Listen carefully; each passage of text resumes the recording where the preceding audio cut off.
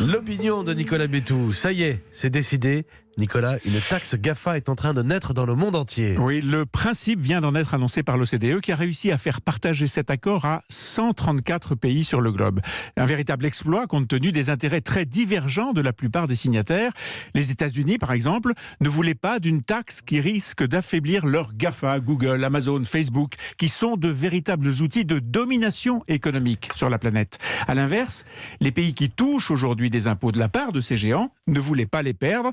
Quant à la France, toujours en avance lorsqu'il s'agit de taxer, eh bien, elle avait créé déjà, il y a quelques semaines, sa propre taxe GAFA, qu'elle devra donc abandonner. En somme, c'était le chacun pour soi. Exactement. Oui. Alors, comment est-ce que les négociateurs s'y sont pris ? Eh bien, au lieu d'affronter le problème, ils l'ont élargi à toutes les grandes entreprises, GAFA ou pas. Je vous passe la technique, il faut être à peu près bac 14 pour comprendre quelque chose, mais la grande nouveauté, c'est que le numérique ne pourra plus y échapper. Dans cette société qui s'est digitalisée, c'est donc le premier impôt qui prend en compte cette façon de faire du business. Et c'est évidemment très important.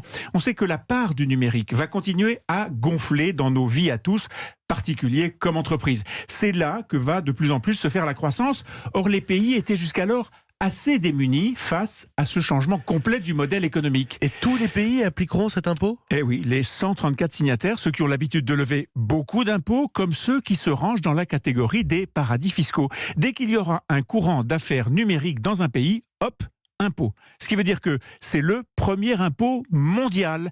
Jamais dans l'histoire économique contemporaine, il y avait eu un tel instrument. Mais là aussi, c'est une date. L'économie s'est globalisée. L'impôt se mondialise. Quand je vous écoute, je suis un peu surpris, je le dis à Nicolas Bétou, parce que vous avez l'air d'applaudir cette mesure.